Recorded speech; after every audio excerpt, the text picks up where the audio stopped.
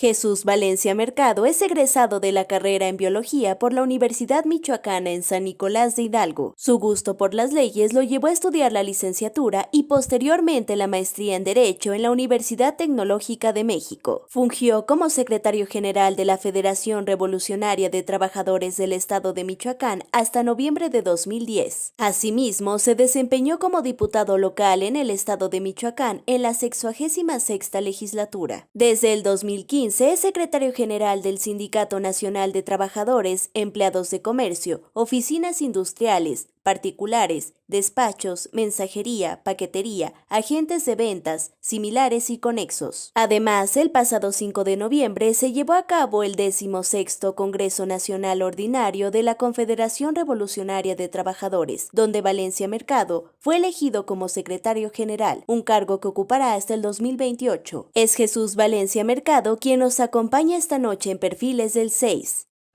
Hola amigos de Canal 6, nos encontramos en otra emisión de Perfiles del 6. En esta ocasión agradezco que se tome el tiempo para platicar con nosotros al licenciado Jesús Valencia. Al contrario, muchas gracias por la invitación, estamos a la orden. El licenciado Jesús Valencia, para todos los que nos están siguiendo en esta transmisión, es un líder sindical, uno de los principales de nuestro país. Y eso es lo que hoy nos ha reunido aquí para platicar sobre la vida sindical de la CRT, confederación que él dirige, pero además también de hablar de la situación de los obreros en México y el reciente incremento salarial. Pues para entrar en materia, comenzamos preguntándole qué es la CRT, esta confederación que usted dirige. Las siglas de CRT significan Confederación Revolucionaria de Trabajadores. La Confederación Revolucionaria de Trabajadores se fundó en 1954 y ha participado desde entonces en la vida sindical. La Confederación aglutina sindicatos nacionales y sindicatos locales en diferentes estados de la República a través de las federaciones con que cuenta. Tenemos prácticamente sindicatos en todas las ramas de trabajos de aquí del país y también tenemos federaciones pues en 28 estados de la República, salvo Campeche, salvo Nayarit, en la mayoría de estados tenemos presencia. Y bueno, la CRT ha venido participando en los diferentes procesos más importantes de desarrollo y de unificación del proletariado mexicano. En 1966 fue fundadora del Congreso del Trabajo y actualmente sigue perteneciendo, sigue estando adherida al Congreso del Trabajo, en donde se aglutinan pues, las principales centrales obreras. Así que nuestra participación desde entonces ha sido para aglutinar a los trabajadores y siempre se ha manejado la CRT bajo el lema de por la unidad de la clase obrera, porque pensamos que la clase obrera, para poder lograr un mejor estatus, una mejor situación económica y laboral en general, necesita estar unida y necesita aglutinarse pues para poder reclamar y exigir los derechos que tiene y que debe tener como clase trabajadora. Cuando hablamos de sindicatos en México, tristemente tienen una connotación negativa.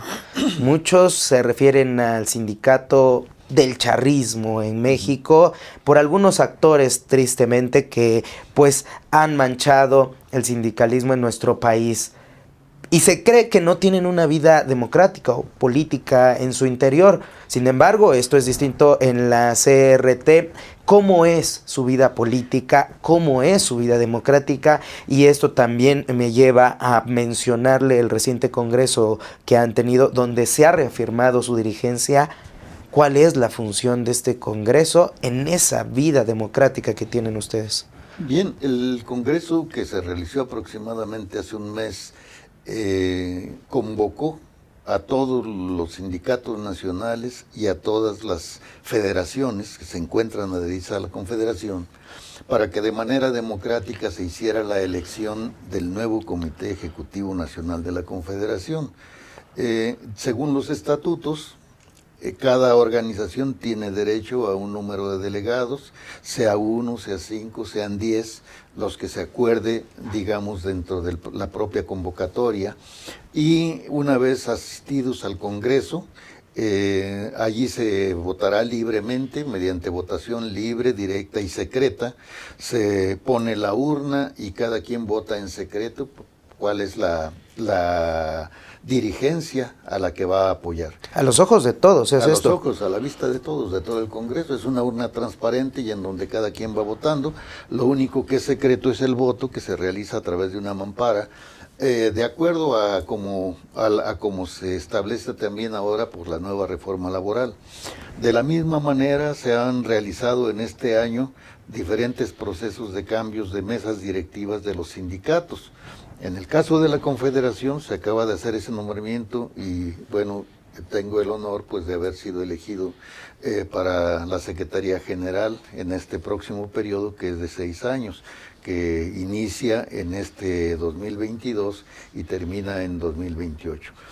En el caso de los sindicatos nacionales, se hizo recientemente la renovación de su mesa directiva del Sindicato de Laboratorios y de la Industria Química, se hizo la renovación del Comité Ejecutivo del Sindicato de Trabajadores de la Industria Maderera, y se hizo también el cambio del Comité Ejecutivo del Sindicato de la Industria Alimenticia, y es bajo el mismo procedimiento.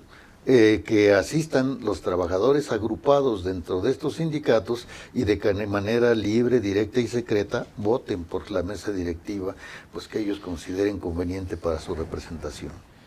Y esto además le da otro aspecto, otro aire a la vida democrática de nuestro país, pero también a la vida de los obreros, porque mencionaba, hay que unir a los obreros. Pero, ¿de qué forma practican esto dentro de la CRT? ¿Cómo incitan a que se unan, a que se unifiquen? ¿Y cuáles son los propósitos de esta confederación? ¿Y cómo trabajan para llevarlos en México?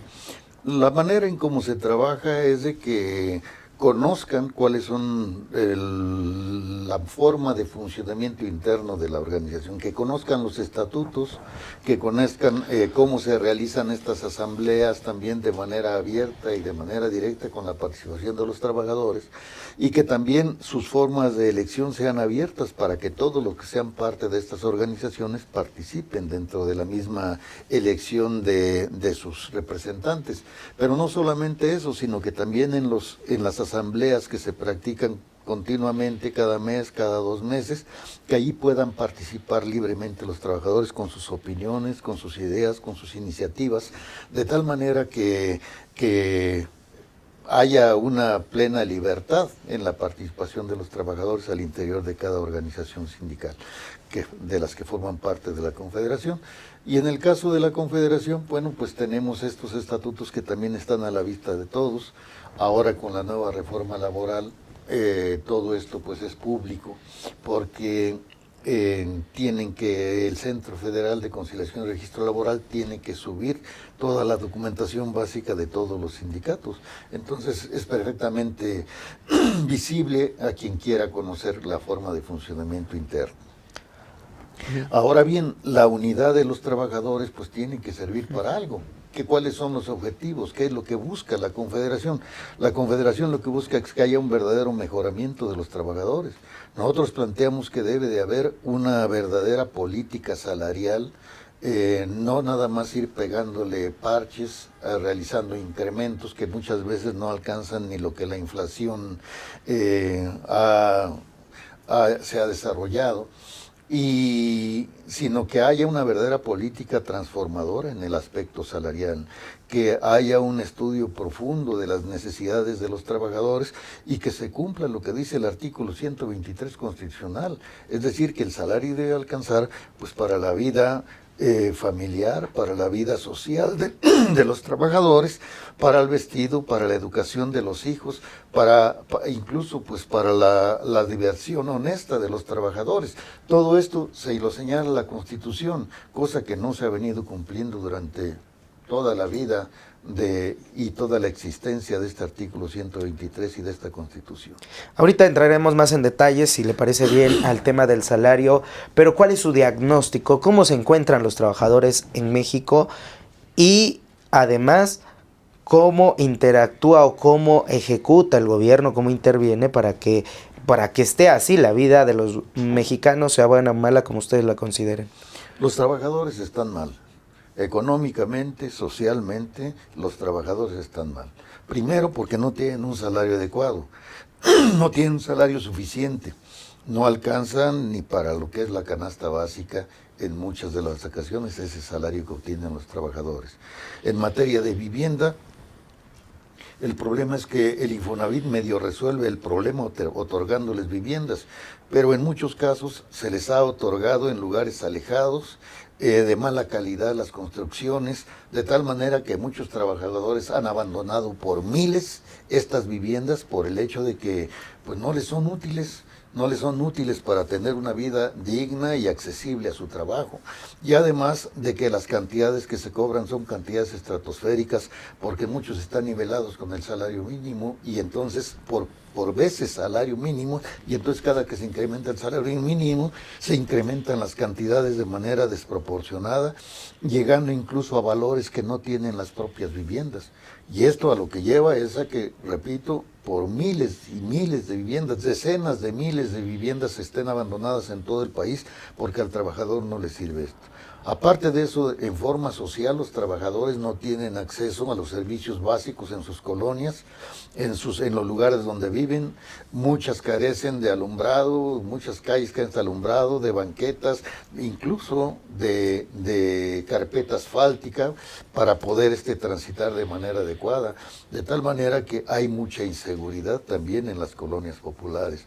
Entonces, la situación de los trabajadores está mal.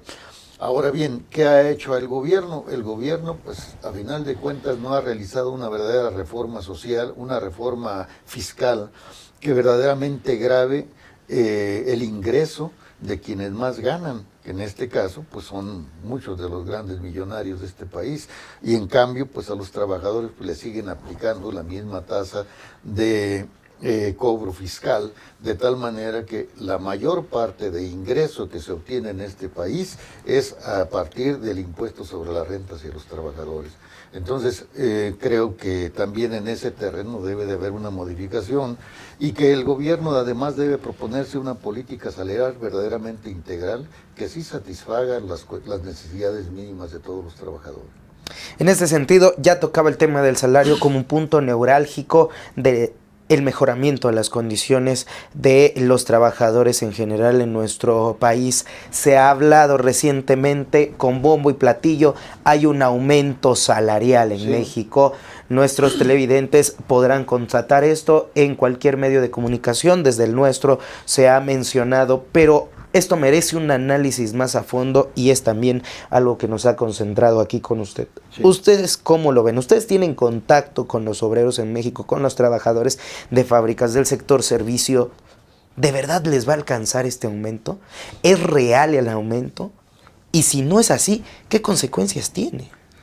Si hablamos del incremento nominal, el incremento es real, porque a nivel nacional en la mayoría de lugares se está incrementando de 172.87 a 207.44, un 20% de incremento en la mayor parte del país.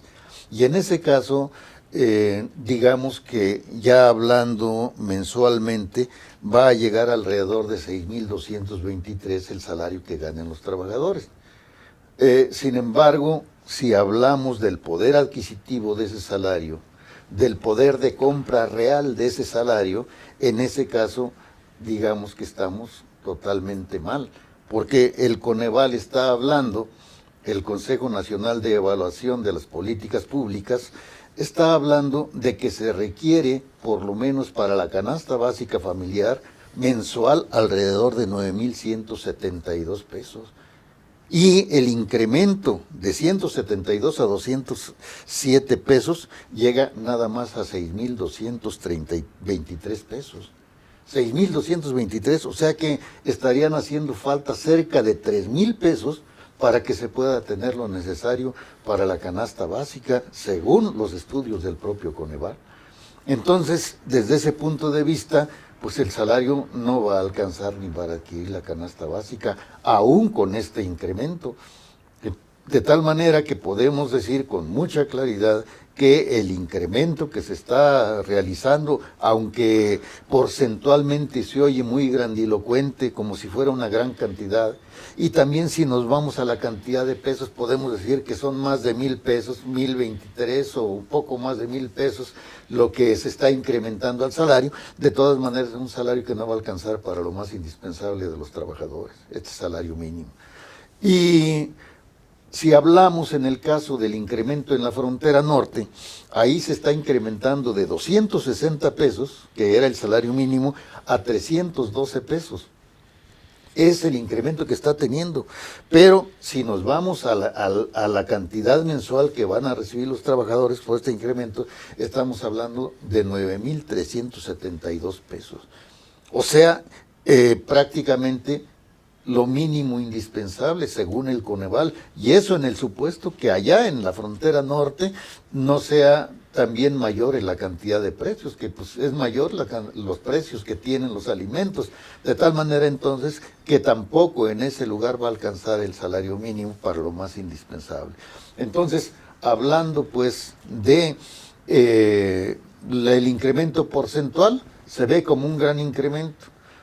Hablando también de que si es real o no es real, nominalmente, o sea, en números, sí es mayor el salario, sí es real, pero en los hechos el poder de compra no va a alcanzar ni para lo mínimo indispensable este incremento salarial, aunque se oiga como que es mucho, pero en los hechos no es nada o va a quedar en nada. Según algunos estudios del mismo Coneval y de otras dependencias, resulta ser que el incremento de la inflación en relación con los alimentos en los últimos meses fue de cerca del 15%. Entonces, si vemos que hay este incremento, podríamos también desde este punto de vista hacer el comparativo de que si se cubre la cuestión alimenticia, va a quedar un incremento de 5%. Y ese incremento de 5% con la inflación que sigue habiendo se acabó en estos días que vienen, tanto en diciembre como en enero, porque la inflación no se ve que drásticamente se vaya a limitar, no se ve por ningún lado que vaya a detenerse esa inflación. Así que entonces, desde mi punto de vista, pues es un incremento magro, es un incremento pobre que no va a ser suficiente para que los trabajadores que ganan el mínimo puedan incrementar su salario. Verdaderamente para satisfacer sus necesidades. Ahora bien, si hablamos de los salarios contractuales, pues tenemos que, de acuerdo a la media nacional que ha habido a los incrementos que están en los contratos colectivos, se estaba hablando de un promedio de incremento en este año de 5.5%. de incrementos salariales en la mayoría de incrementos que se dieron en los contratos colectivos. De tal manera que también ahora el incremento que se logre en enero y en el año próximo para los salarios contractuales también va a ser un incremento pues magro, muy inferior a lo que se está incrementando el salario mínimo, de tal manera que se está empobreciendo el salario general de los trabajadores. Y esto porque, a final de cuentas, en los salarios contractuales no hay una instrucción de gobierno como lo hay en el caso del salario mínimo. En el salario mínimo, las juntas de conciliación antes y ahora el Centro Federal ponen reglas rígidas para que se pague por lo menos el mínimo en las diferentes empresas. Pero en lo que se refiere a los salarios contractuales no hay una base mínima de incremento, sino que como cada quien, como cada una de las empresas y a como cada uno de los grupos de trabajadores logre ese incremento, es como se da. De tal manera que se avisora también un empobrecimiento, en este caso de los salarios contractuales, y en general, pues más empobrecimiento para el país. En este sentido, y remata, hay más empobrecimiento en el país. Se menciona en recientes análisis, tanto económicos, bancarios y de especialistas en el terreno financiero, que los más afectados serán a las pymes, las pequeñas y medianas empresas de nuestro país. Y hace un momento hablaba de que se requiere una reforma fiscal. ¿Por qué esas empresas que van a ser las más afectadas porque tendrán que mencionan, pues tendrán que hacer ajustes, o recortes o prescindir de algunas personas para lograr pues estas metas salariales. ¿Por qué en México existe que sacrificar el empleo o esos tipos de factores para poder tener una mejor vida para unos cuantos trabajadores? ¿Y qué se debe de llevar a cabo para cerrar lo de la reforma fiscal? ¿En qué consiste? ¿Cómo se debe de hacer? Si nos explica un poco de ello. Creo yo que el principio de una verdadera reforma fiscal que avance en el desarrollo de atacar la desigualdad que hay, tiene que considerar, como ya lo mencionábamos, la cuestión de que se le cobre más a quien más gana. En este caso, las pymes, las pequeñas y medianas empresas, lamentablemente, muchas llevan a cuestas apenas el pago de los impuestos que ya tienen, llevan a cuestas el pago del Seguro Social, llevan a cuestas el pago del Infonavit, llevan a cuestas el pago de las Afores. Entonces, ya es un problema para muchas de las pequeñas y medianas industrias. Pero resulta que las grandes empresas siguen pagando lo mismo. Y allí las grandes empresas son las que deberían de pagar un impuesto mucho mayor. Los grandes multimillonarios, de acuerdo a los ingresos que tienen, deberían de pagar una cantidad mucho mayor y que al mismo tiempo eso permita que tanto las pymes, las pequeñas y medianas empresas paguen menos y también paguen menos los trabajadores. Eso ayudaría a tratar de acortar la brecha enorme que se ha producido entre la clase trabajadora, entre los pequeños empresarios y los grandes empresarios, que es una diferencia abismal. Hay quienes recogen pues por miles de millones de dólares las ganancias cada año, y hay quienes pues apenas van a cuestas pues con los satisfactores más necesarios que está imponiendo el gobierno por la vía de los impuestos. ¿Algo que desea agregar, licenciado? Pues sería solamente la invitación a los trabajadores del país que no están organizados, que no están sindicalizados, a que se sumen a una organización verdadera, que vea por sus intereses, que vea por sus derechos que no se vienen cumpliendo, para que se cumpla lo que establece la Constitución y la ley en favor de los trabajadores.